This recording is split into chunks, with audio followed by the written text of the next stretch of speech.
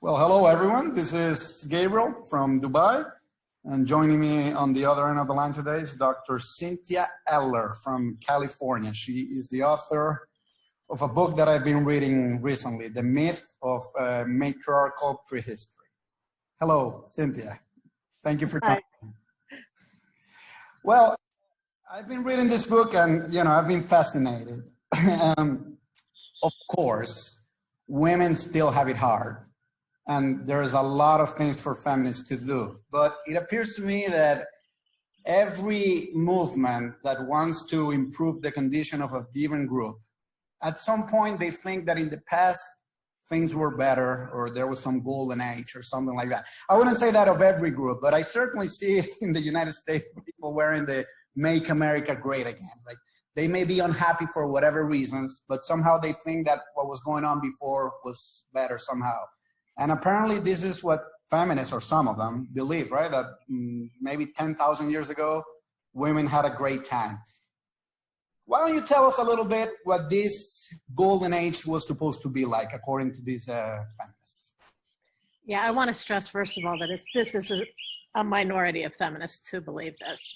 And it's feminists who've mainly taken a more religious, spiritual, and less political approach to their feminism. And so they tell an origin story of the human race, which says that from the time that we first emerged as modern humans, we either did not know about paternity or didn't care. And so we all saw ourselves as coming from the mother, and that was elevated to a religious idea of the great mother. And so women were honored for their ability to magically produce children from their bodies, and that society was organized around goddess worship and around matriarchal lineages, matrilineal lineages, so that you identified yourself as the child of your mother, and men were, let's just say, a whole lot less important. And as a consequence of this, this way of organizing society, it's believed, things were much more peaceful, calm, so people got along with each other, that these sort of maternal values suffused society, and it was just a nicer place to be. What about the things that modernity has given us, like life expectancy, technology? Do they acknowledge that those are good things? Yes, I'd say the majority do. I mean, there are some who are really very hardcore and just would like to go back to, a rainforest paradise. But they're a distinct minority. The idea more is that, we can have all of these technological things, and that, back in earlier times when women were more central in society, women invented, it's often said, women invented agriculture, they invented writing, that, women have been on the forefront of a lot of technological developments. And so the idea is that even with a much more technological society, we could recapture the ideas of woman honoring and woman-centric society that we had during our long prehistory. Let me go back to this paternity thing you're talking about. Today it's Father's Day. So, Happy Father's Day. So I guess 10,000 years ago, they were not celebrating this because based on what you're saying and your book, they didn't know that fathers existed, so to speak, right? How could they miss, according to this theory, such a basic biological fact? I mean, it's hard for me to believe that any group in human history would not be aware of the facts of fertilization and so on. Mm-hmm. This is a point on which people differ, people who tell this story of our long woman-centered prehistory. Some of them would say that people knew all along where babies came from and that men were involved. It's just that they were considered less important. But there are some who say that no, where the patriarchy came from was when men discovered that there was a connection between sex and conception, and that men played some role in pregnancy. There was a time in the early 20th century when anthropologists were saying that they had discovered peoples who didn't understand the connection between sex and conception, but pretty much that's been debunked now. There's very little belief that we know of any people anywhere who don't understand, as you said, what's a pretty basic biological fact. And certainly once people, I mean, people have always been very acute observers of nature, whether they were farmers or hunters or whatever. So it seems to me unlikely that they didn't know a connection. But if you think that they didn't, if you believe that they didn't, then this strengthens the case that, women were seen as somehow magical or special in their ability to do this. Malinowski told a famous story, which is that there was this woman who had been pregnant and her husband had been away for more than a year. And then when he came, he thought, well, yeah, it's normal, I'll take him as, I'll raise him as my own and so on. And other people were telling him, well, look, you've been away for more than a year and she had a child. So it obviously can't be yours. And the man just didn't understand that. And Malinowski thought that, well, that's evidence that these people don't understand, the basic facts of procreation and so on. Where did Malinowski go wrong? Well, most anthropologists today would tell you that where Malinowski went wrong is that he only spoke to male informants and not to female informants. And people who have investigated this, I mean, just to back up for people who don't know, Malinowski was a very famous anthropologist, and he studied a group called the Trobriand Islanders. And the men who he spoke with, and he pretty much only spoke to the men, or they only spoke to him, told him that there was not a connection between sex and conception, that women became pregnant when they were opened up and a soul child descended, and there's a whole story about where pregnancy comes from. And later anthropologists have gone back and the women are like, oh yeah, we knew that guy. He believed a lot of silly things. And they also, I mean, the men that he spoke to also told him exactly how pigs got pregnant. And it's in the very traditional way that we know people get pregnant too. But the women all said, of course we know how we get pregnant, and men know too. But because men go on long trips and it can be a little awkward when you come back and when they come back and you're pregnant, we have this whole story so that there isn't conflict in the society when these situations arise where somebody's been gone for over a year and their wife's pregnant when they get back. So it's a way of sort of softening potential social discord. And it's also not uncommon for people of all cultures to say that pregnancy requires something more than sex. So people say, yes, sex is required, but also a divine soul has to enter your body, or you have to have a dream, or, there's all sorts of stories. And even people today, I think, will often sort of mythologize, oh, this is when my child wanted to come to me. This was the perfect moment. And, it didn't happen these other months because my child wasn't ready to be born and they came as a spirit being or whatever. So it's not unusual to have stories like that. No, of course. No, but are you saying that maybe women fooled men, and like the people that Malinowski interviewed, they didn't know, but the women did know, or? No, I think what, and again, this is based on ethnographers that went back to the Trobriand Islanders and tried to understand this. The men did know. It's just, it was impolite to talk about it.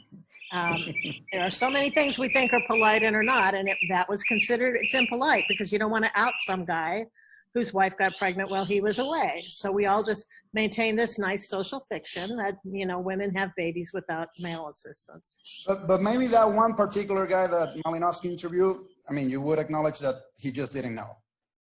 No, I think he probably knew. Okay. I think they probably all knew. I think it was just, again, it's like there are things that are taboo in some cultures and not in others. And there's things, I mean, maybe if you've traveled, you've walked into a situation where you've done something that everybody is shocked and horrified that you would do that is perfectly normal where you come from.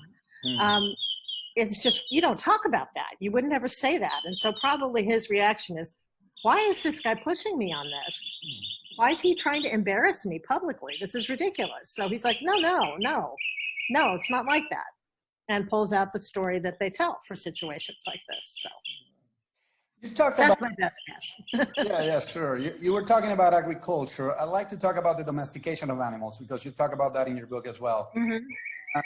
As far as I can see, these theories claim that the domestication in animal in part accounts for the taking over of men for two reasons. First, because they discovered the facts of paternity by seeing how animals are born and so on. And also because as opposed to agriculture, raising cows and pigs and so on requires more of, I don't know, male capacities or male skills or whatever. So they took over. I mean, how much can we trust this story? I think like all of them, we need to look at them with a critical eye. I should add there's one other argument that says that animal husbandry was particularly, and the domestication of animals was particularly bad for women. And that's that they say there's a change when people start keeping animals, raising them only, with the intent to kill them and eat them eventually.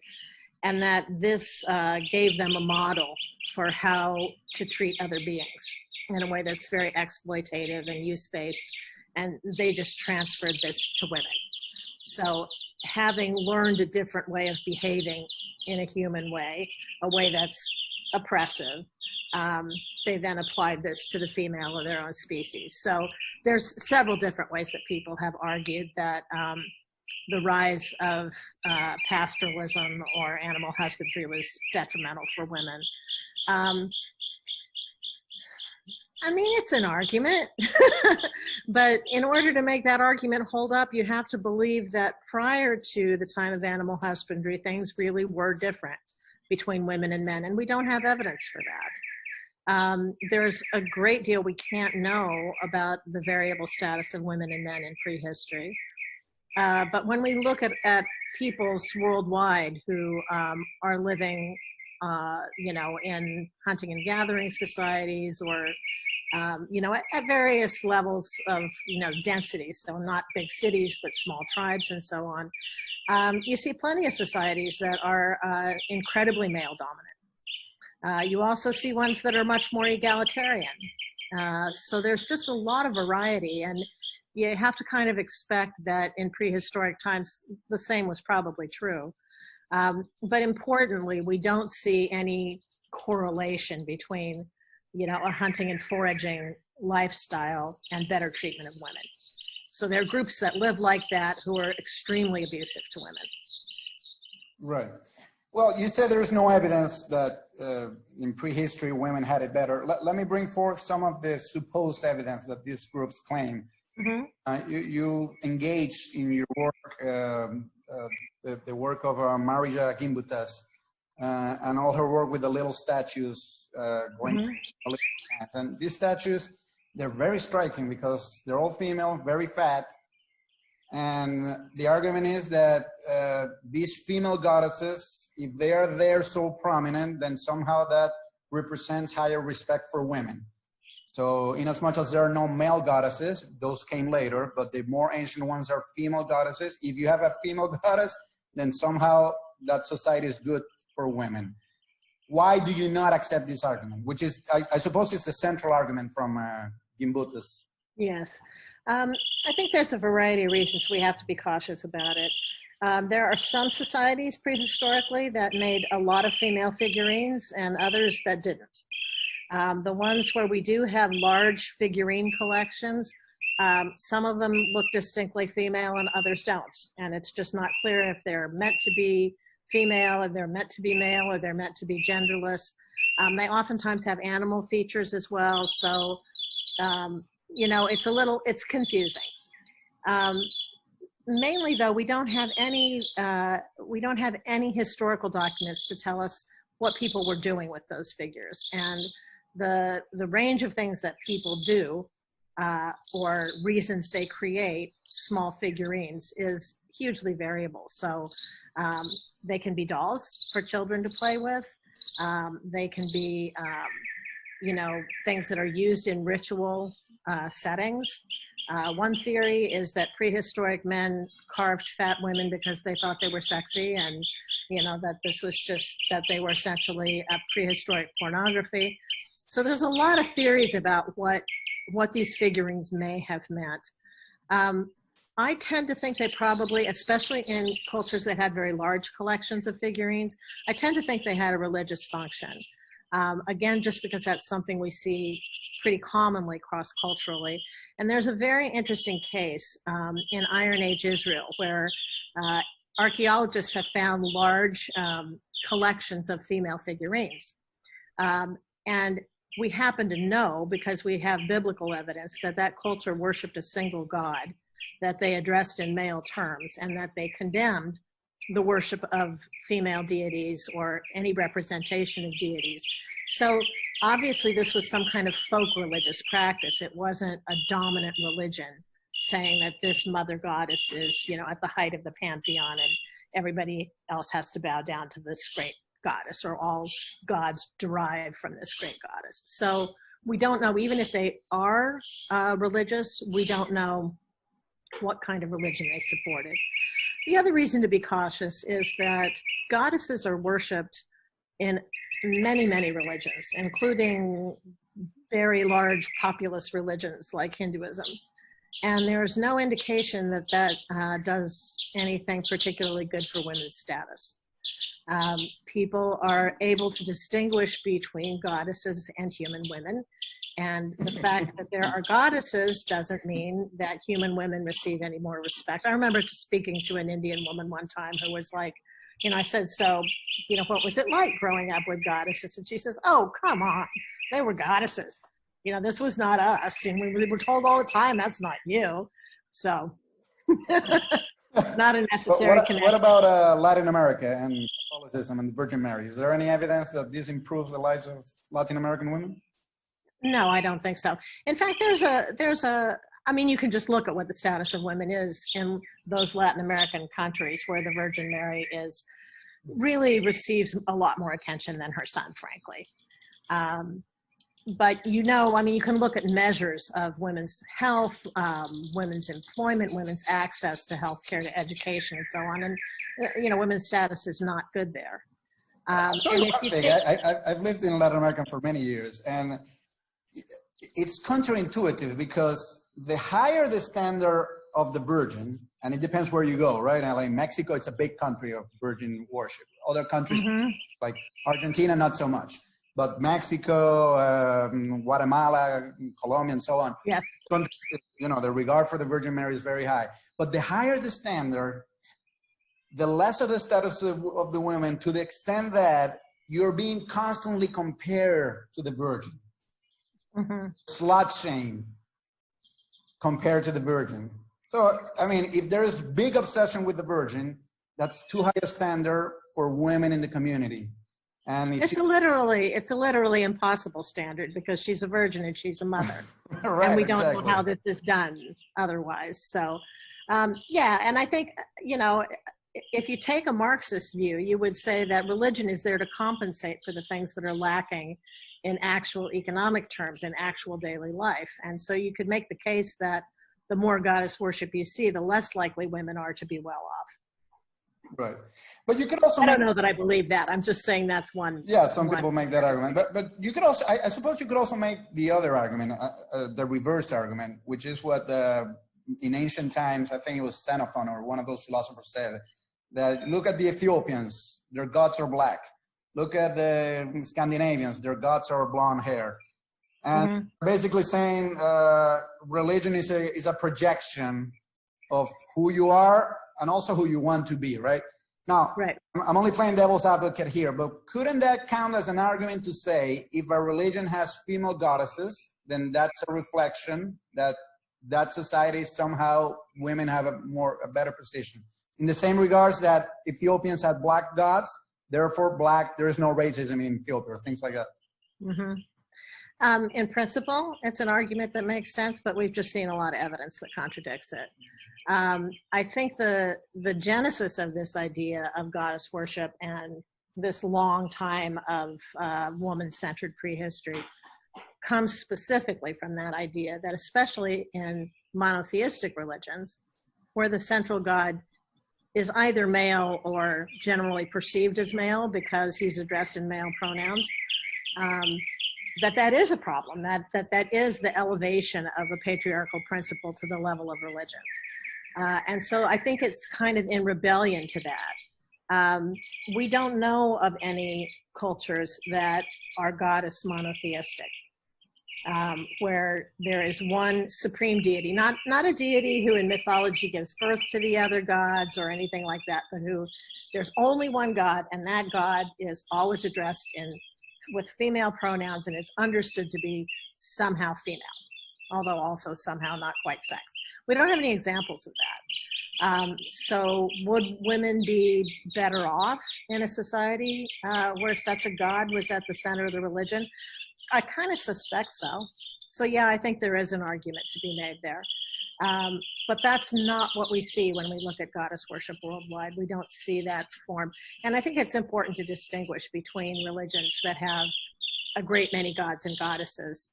I mean, I think that most monotheistic religions have an element of that anyway. They have saints, or they have jinn, or they have some, you know, spiritual beings or angels or something that exist in this kind of intermediate space, who may be male or female. But we don't have any instance of a female being at the very, you know, supreme position.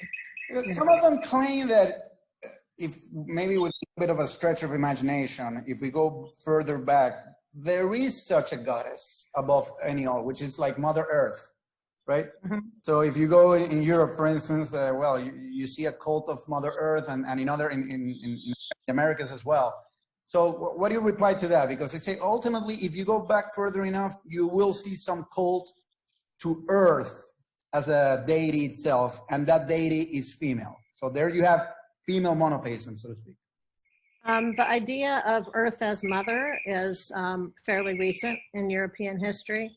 The Native American view that we all worship Mother Earth was basically invented in a pan-Indian way in order to counteract white colonialism. And this has actually been well studied and well documented. So it's not as though all these different tribes agreed that there was a Mother Earth who was the highest deity, or that we are all, you know, the Earth's children and she's our mother.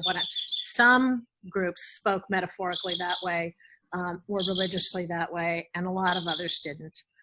So it became a religious idea really much more recently. And if you look at people who are living closer to the land, foraging societies and whatnot, they tend not so much to think of this one great entity of Earth who is our mother. They tend not to think in those religiously, in those kind of global terms. They tend to think much more specifically, this waterfall is sacred. This stone over here is one placed by our ancestors. But it tends to be very specific and not this kind of overarching spiritual emotion, which is more associated with modern times. But there are still goddesses like that, like Gaia, for instance, amongst the Greeks, for instance. Oh, yeah, yeah. But you'll notice Gaia didn't have many adventures, and people weren't putting up statues to her and having cults around her or anything like that. So it was kind of a background conception. Right. So you're saying that so far we have not found any evidence of a culture that worships one single goddess, as in female monotheism. Now, what about being a consort?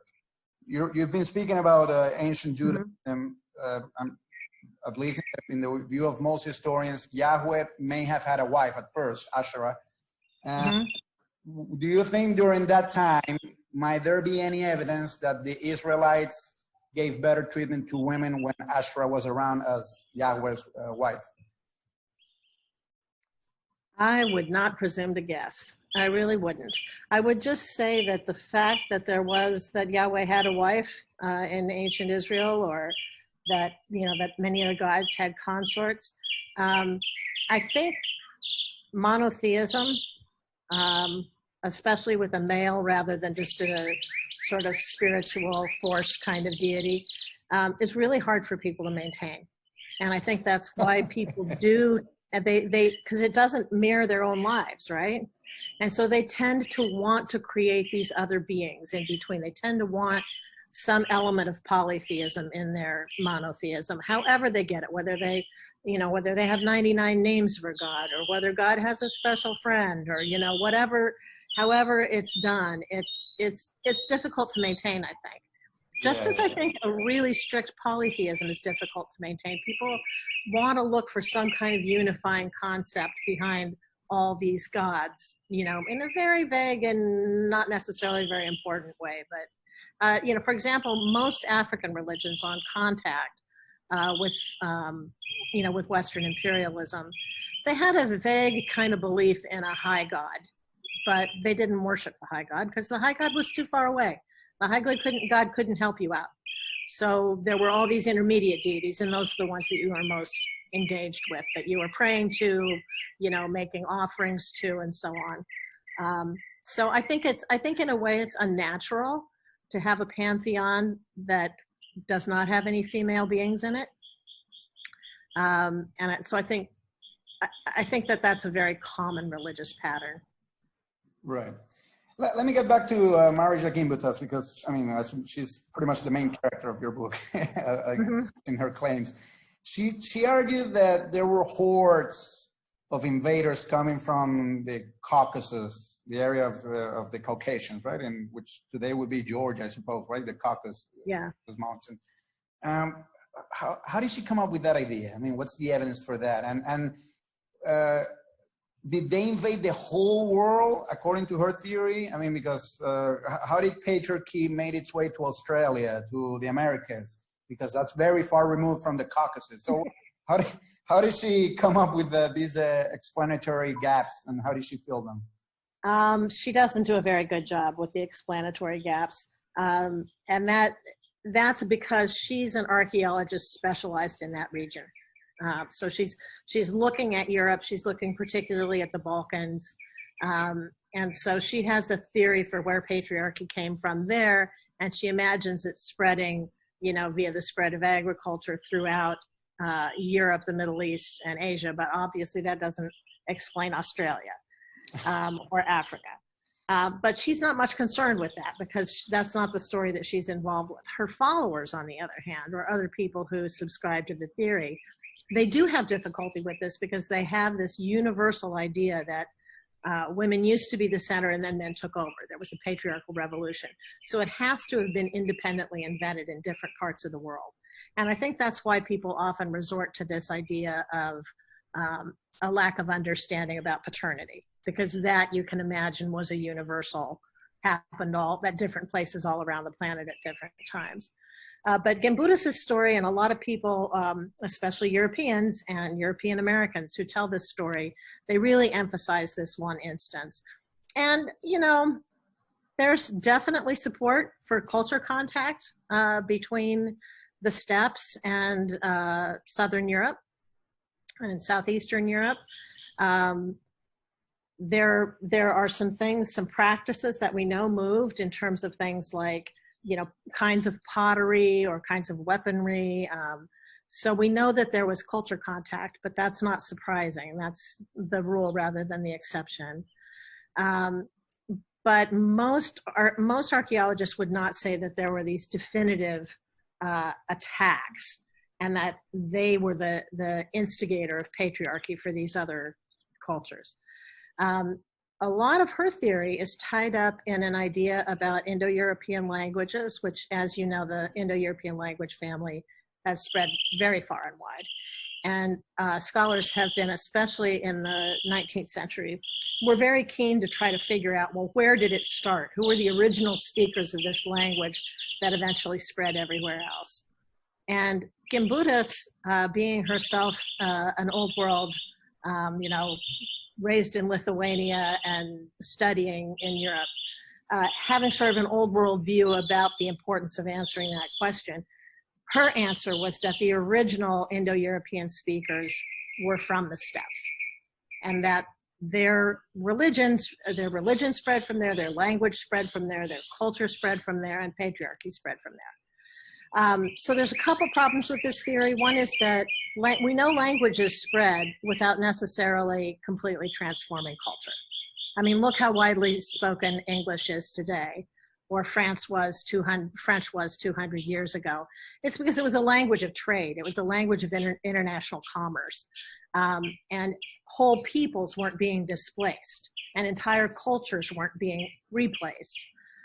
So there's some questions about it from that perspective.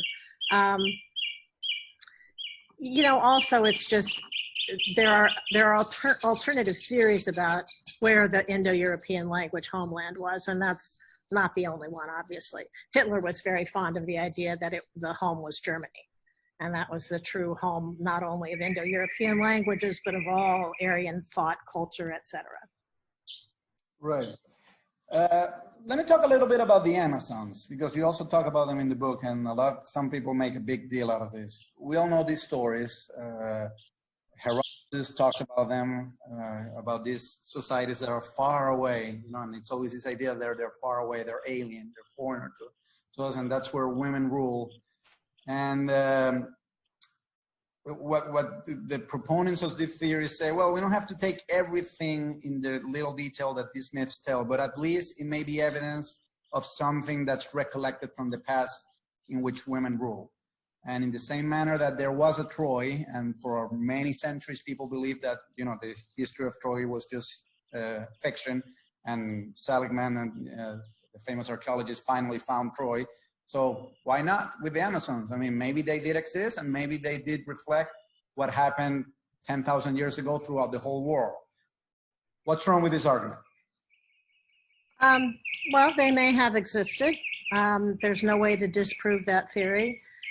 We do have some archaeological evidence that in the Black Sea region and north of the Black Sea in the steppes, there were warrior women. We found graves of women who, female skeletons decked out just like men in full armor and everything.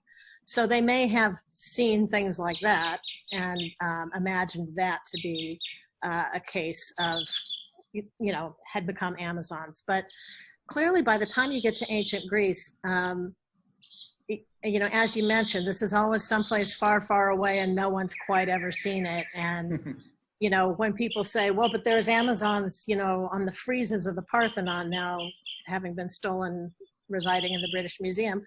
But there's also centaurs and other sorts of mythical creatures. And my guess, and it's only a guess, and perhaps I'm being too cynical, is that people tell Amazon stories for the same reason that they want to talk about a prehistoric woman-centered past, which is that it's a thought experiment.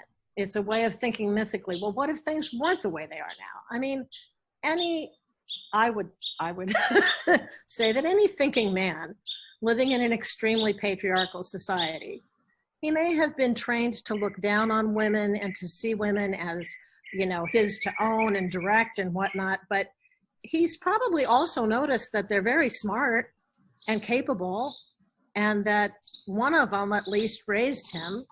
And so he's likely to be like, well, how did this state of affairs come to be? That we get all this power, and what would it look like if it was the other way around? If we didn't hold on to our patriarchal power, what would the world look like? And so these kind of reversals are a way of thinking about that. And maybe the reversal is very positive. Oh, it would have been a paradise. Or maybe the reversal is really negative. Oh, you can't let women loose because they're really pissed off at us and they're going to go crazy. So then you have these stories of very scary Amazons. So I tend to think of this more as thought experiments, as a way of working through, opposites for people who are living in very patriarchal societies. So not for, people wouldn't have that same need if they weren't living in a very patriarchal society. And it was, as we know, ancient Greece was very patriarchal. Right. So this was like a thought experiment, as you yourself said, right? This is my guess. I don't know. No, yeah. And like I say, I'm sure they were aware that there were other cultures that did not control women in the same ways they did. So I imagine that they were surprised to find other cultures where women were out and about all the time and were treated with a lot more respect and had a lot more social status and maybe even held positions of power. And so to them, this might have looked like a female dominant society because it's so different from their own. So I think a lot of it is just perspective. Of course, of course. Your more recent book is about how 19th century anthropologists imagine all this, right? And you begin with Offen, who's really, I would say, probably the first one who ever came up with this idea, with these ideas. What was going on in the 19th century for these men, because none of them are women, really. These men, McLennan, Bashoffen, Morgan, all those famous anthropologists that you engage with in your more recent book. What was going on in Victorian times for these people to come up with these theories? And why not before? I think there are two reasons, and one I think is far more important. And that is that in Europe, up until the 1860s, the general view was that human beings had been around for about 6,000 years. Since God created Adam and Eve in the Garden of Eden, approximately 6,000 years had passed. And if you believe that human beings have only been on the earth for 6,000 years, and you believe the biblical account, then there's not that much time to play with that's not recorded history, right? So if we have recorded history from at least 500 BCE, and to some extent another 500 years or so before that, you've only got half a history to play with to have been something very different. You can't extend the past back and imagine all these different ways of being in various parts of the world. So it also turns up in the way that when European explorers, found people in the Americas, they were like, how did Noah's kids get here? That's really wild, because that was the worldview within which they were working. So at the time that this idea of a long prehistoric matriarchy came up, I think the main thing that had happened is that people went from having 3,000 years to play with of non-written history to having 100,000 years. And they were like, well, you can imagine all kinds of things for that period of time, and how are we going to discover what that time looked like? And so all of these peoples who before had seen as these sort of fringy ancestors of Noah, who are descendants of Noah, who had ended up in odd places and made up weird customs, instead of being, recent deviations from the human tree, it was like, oh, this is what we must have been like. We Britons, because they were mostly Britons, and other Europeans, this is what we were like, 50,000 years ago. This is what our ancestors must have been like. So partly it was just that blank slate was available. I think the other reason. So that invited speculation. Yeah, it invited a lot of speculation. I mean, it's very exciting to suddenly think that, you had people that were hanging out with saber-toothed tigers, and what was that like? So it's a very fertile field for the imagination, especially upon first discovery. So that's a time where you're really generating a lot of ideas. I think the other reason, and this pertains especially to England, I think, is that the Victorian era there was a lot of speculation and unrest going on around issues of class, around issues of sex, around issues of religion. This was some of the first really full-throated confrontations to Christianity were taking place. And at the same time, it was a very restrictive society. So there was a lot of, if you imagine on your stove that pot of stew just kind of going bubble, bubble, bubble, bubble, bubble. There was a lot of cultural conversation going on about issues that ideas of a woman honoring past would help explain, or would shed a different light on. So not just the status of women, but again, the existence of class, the existence of Christianity, and so on. Let me see if I follow here. Are you making the case that maybe they were guilt-ridden because of how much more oppressive Victorian times were on women, and maybe a way of relieving this guilt was imagining how maybe a past when they were not as oppressed could have existed?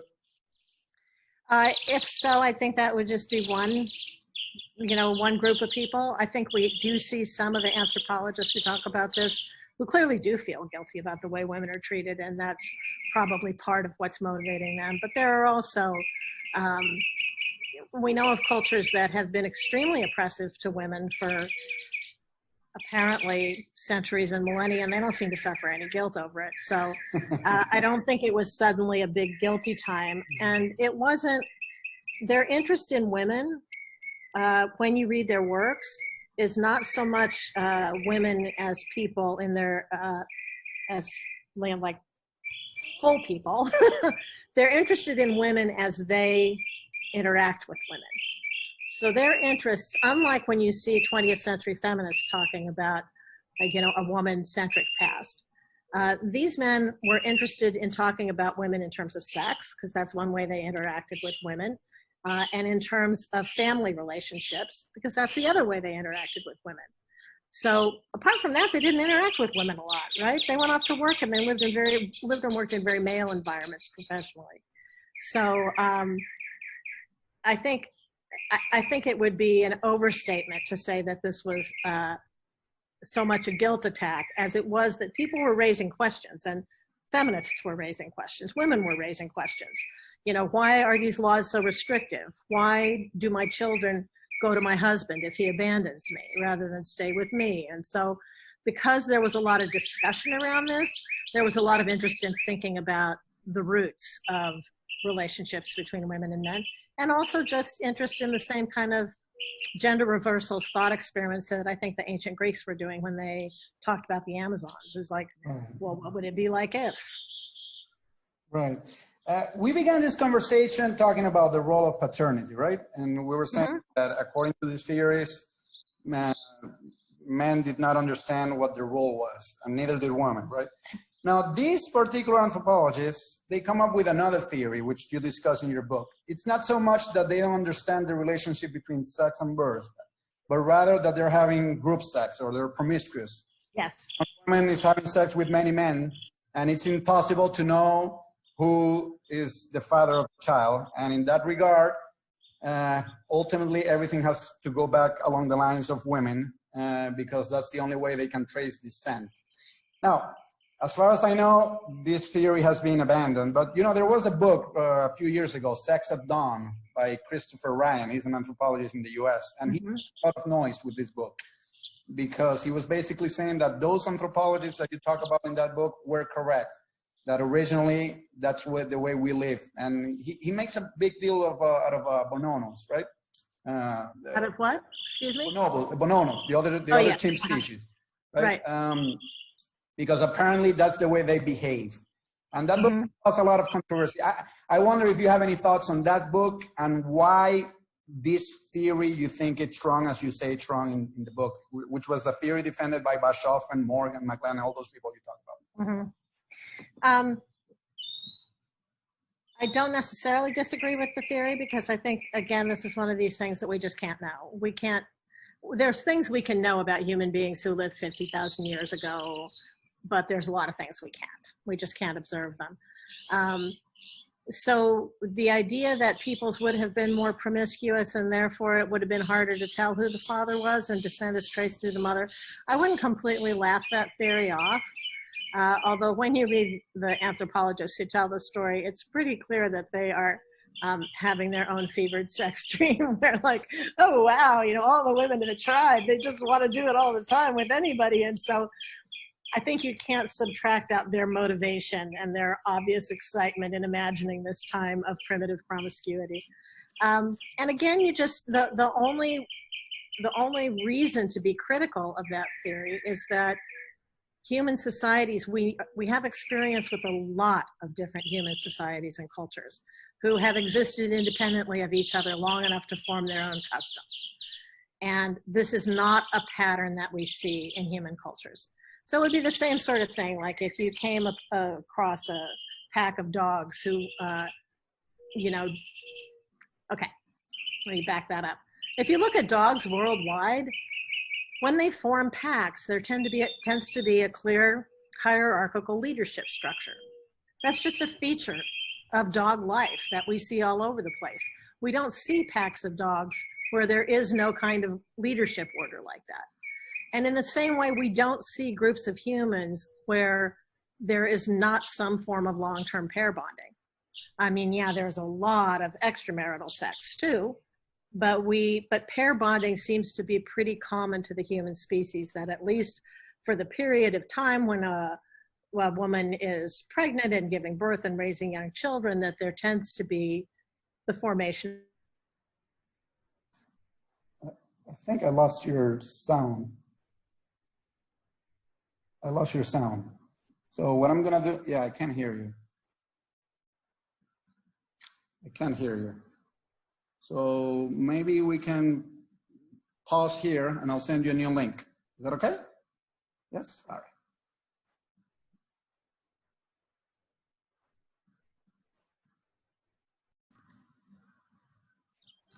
Okay, so we're back. We had some technical difficulties. So you were saying that you do not discard altogether the 19th century theories about promiscuity. Yeah, I think there's just too much variability in human behavior to be really able to throw those out. I mean, we do know that in monogamous societies where monogamy is very strictly enforced, it's supposed to last your whole life. There's a tremendous amount of sex going on outside of marriage. So I think we can be pretty confident that our basic nature as human animals is not 1,000% monogamy. On the other hand, when we look at all the different societies we're aware of, there does seem to be a basic form of pair bonding that occurs. So the idea that we were just wildly promiscuous, and by the way, in the 19th century formulation, it wasn't just that we were promiscuous, it was that all of the women were the property of all of the men of the tribe. So it was from a very male-centric point of view, you know, like all the women of the tribe are available to me. Cool. Yeah, I yeah. mean, Sexual I don't even have to worry communism. about women who are related to me. Everybody's available. That's great. So I don't think that that form of primitive promiscuity ever existed. But, you know, again, we just can't know. We know that our cousins, other primate cousins, have different sorts of customs sexually. Some of them, pair bonding is not very important. Others, it's a little more so. Some of them are more promiscuous, some of them less. So we have some room to maneuver, and I don't think that we can make any real generalizations about it. But I do think that this, the specific 19th century notion that there was no recognition of any sex taboos at all just doesn't hold up cross-culturally. We've always had some forms of taboos. Right. Well, what the defenders of this theory claim, and I can only think of Chris Ryan in this book, Sex, which was a bestseller. He basically repeats the same argument as Engels, you know, Marx, Right. Because he says all of this began with private property. So the moment somebody said, this is mine, then they thought, okay, not only will this piece of land be mine, but also that particular woman will be mine, and only mine, and I won't share with anybody else, right? Yeah. And sometimes you wonder, I mean, yeah, the theory is interesting, but what evidence is there for it? And they don't really provide much. It's just, it's more what they want reality to be than what it actually is, right? Yeah, I mean, it makes sense. In the case of Engels, it was for political purposes, right? That there was communism before and communism will come back. Right. What Ryan's case is now. I think his argument is that, you know, current society is too repressive, and, you know, pair bonding, it makes us neurotic because we're all constantly thinking about loyalty and infidelities and stuff like that. Whereas we had a more relaxed attitude towards sexuality, everybody would be happy. And yeah, I mean, that those hippie fantasies are okay, but they don't have much grounding in reality, right? You know, I honestly don't think we know. We haven't run the experiments. I know that most people of my acquaintance who have experimented with open relationships have not been particularly happy with the results. You know, they tend to end up pair bonding with somebody different than who they came in with, and that's sort of how it happens. But, you know, to each their own. And I think we really don't know for sure. But again, I just would say that the preponderance of evidence we have from human cultures suggests that although we are happy to have sex with multiple people, we tend to we tend to be serial monogamists. Right. But that's not every individual. That's not every culture. I'm not trying to be prescriptive about this and say this is the way humans should behave. I'm just saying it doesn't strike me as very likely that you would have entire cultures that didn't have any taboos at all around sex. So, you know, that were, for example, saying, sure, sleep with your brother and your dad and your best friend's husband. That's all cool, you know? Well, I think evolutionarily it doesn't make sense for two reasons. First of all, there's the Westermarck effect, that inbreeding causes, inbreeding depression in the long term. There are deleterious genes. So you can't be having sex with your sister because in the long term, it's going to be problematic. And I think the other problem from an evolutionary perspective is a parental certainty. If you're not sure who your child is, then evolutionarily it doesn't make sense to invest so much into raising the child, right? That's what I think. Those are the arguments that the evolutionary theories would claim. Now, I want to get here into a little bit more controversial aspect, which you touch upon your book only a little bit, but I want to see if we can explore this a little further. We agree that there was no mythical past of matriarchy and so on, right? Now, there are some evolutionary psychologists. Sorry to interrupt. We do believe that there was a mythical past of matriarchy, and because we tell these myths all the time. We suspect there was not an actual past like this. Correct, of course. No, so we can agree on that, right? And that's what your first book is about. Now, what lies ahead? And I'm asking this because there are some evolutionary psychologists who claim that we'll never get there because patriarchy is inevitable. And Stephen Goldberg had a famous book on this, right? And that's the title of the book, The Inevitability of Patriarchy. So, you know, we're just plowing in the sea, trying to get there. What's your take on this?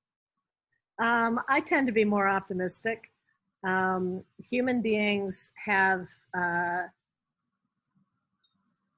gone against our nature, if you will, in 1,000 ways, and they have ended up being very effective for us. It is not our human destiny to develop advanced calculus, and yet we did. It is not our human destiny to watch television or to be able to work after the sun goes down when it's dark out. I mean, there's just we have a lot, and again, just the variability of the cultures that we do know of would suggest that we have a lot of room to change things around and to have societies work differently. I would say the main reason that I don't think patriarchy is inevitable comes down to two things. One, human beings are very malleable. They can be raised to be all kinds of different people. So you have cultures where people are raised to be very aggressive and warlike. And it works really well. The children do indeed turn up to be adults that are very aggressive and warlike. And you have societies that are not like that. And they produce different kinds of people. And specifically when it comes to gender, again, we know of societies that are pretty egalitarian. I mean, we don't know of any society that is completely without gender distinctions and completely without, valuing things, attributing certain qualities to different genders.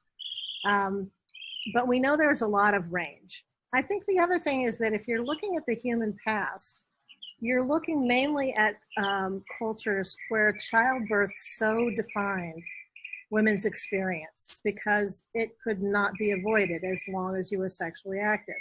So women had two choices. They could be celibate if that was allowed in their culture. So they could go off to a nunnery, or they could be having babies their entire adult lives.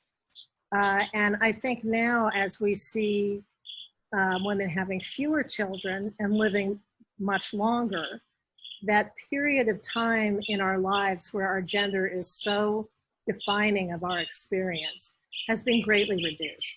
So instead of it being 75% of your life, it ends up being, 10%.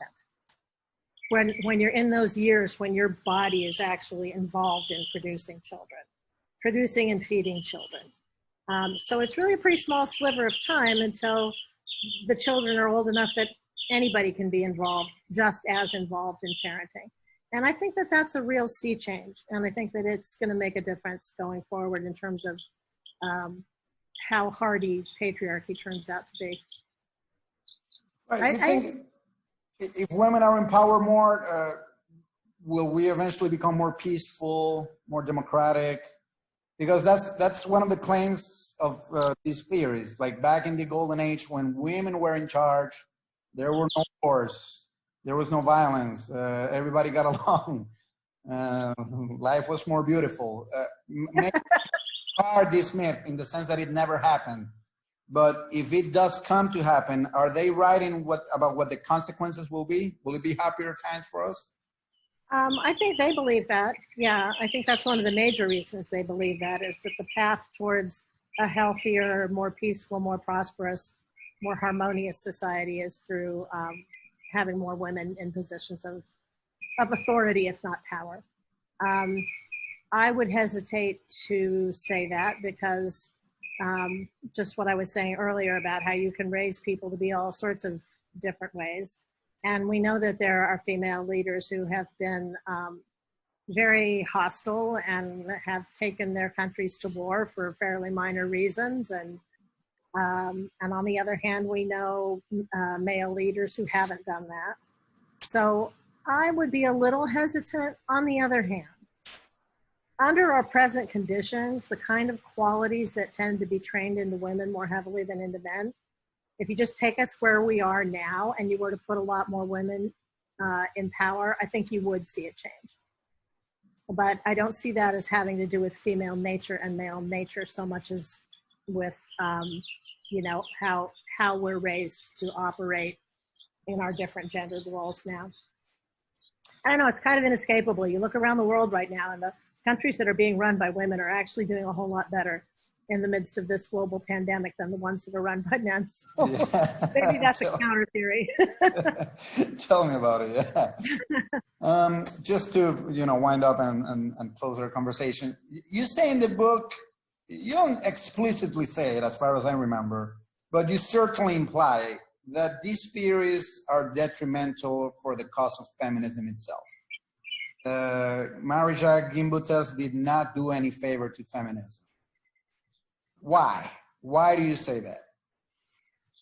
Because I think it's these theories all privilege bodily femaleness and especially motherhood as being determinative of who women are and who women should be.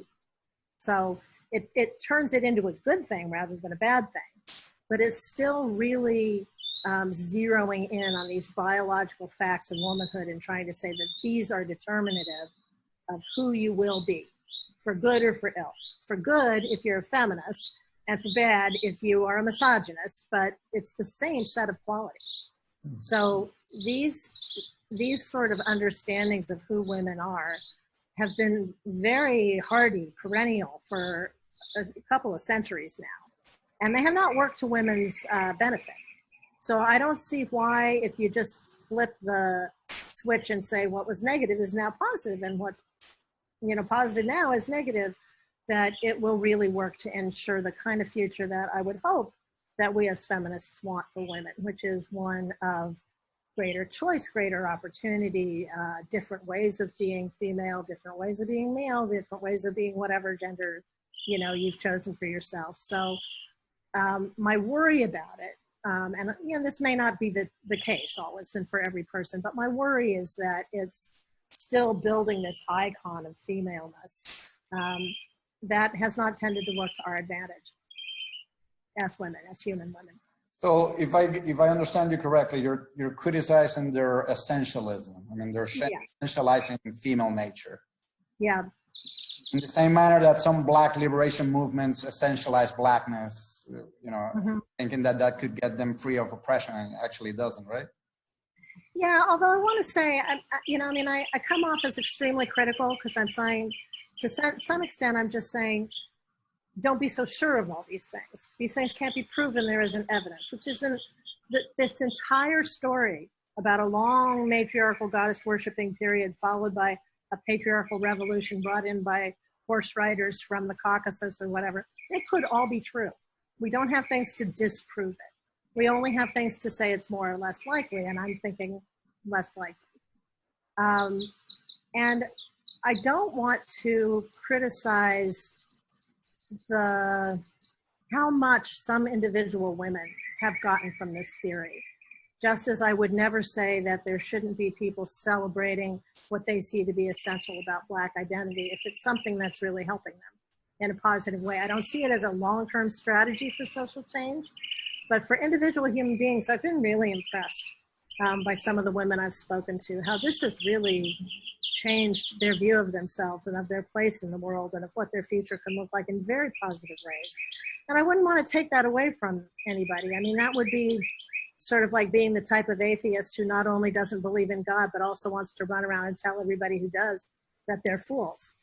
and they're being ridiculous and they need to stop it. Well, why would you do that? If it's really helping them and there doesn't seem to be a big downside, why would you do it? So my critique is in more structural terms, that I don't think that this is overall a good direction to take, but I don't want to take anything away from individuals who find essentializing notions of race or femaleness or whatever to work for them for some period of their lives. Right. Intellectually, I don't think they're right, but emotionally, I don't want to, it's not my place. Oh, but someone might say truth is truth, regardless of where it goes, right? So, I mean, it might make you feel happy that you think that these things happened 10,000 years ago, but if the evidence doesn't prove it, or if the evidence doesn't support it, then truth is truth. I mean, yeah, but the evidence doesn't disprove it either. I mean, that's the thing, why I tend to look at this long expanse of prehistory that we were suddenly given in the 1860s when we recognized how long the human race has been on Earth. It's a playground. You can do anything with it. Not anything. You can do a lot of things with it. And if these are things, if you can do things with it that give you hope or help to give other people hope, that's not necessarily a bad thing. We're myth-making creatures. It's just one of the things we do. And in the absence of any hard and fast truth, which is the case with prehistory, we just cannot recover, a sliver of what we wish we knew about what we were like 50,000 years ago. I'm not sure that there's a huge harm in experimenting with different notions. I mean, that's what Christopher Wren is doing, right? He's experimenting with one possible notion.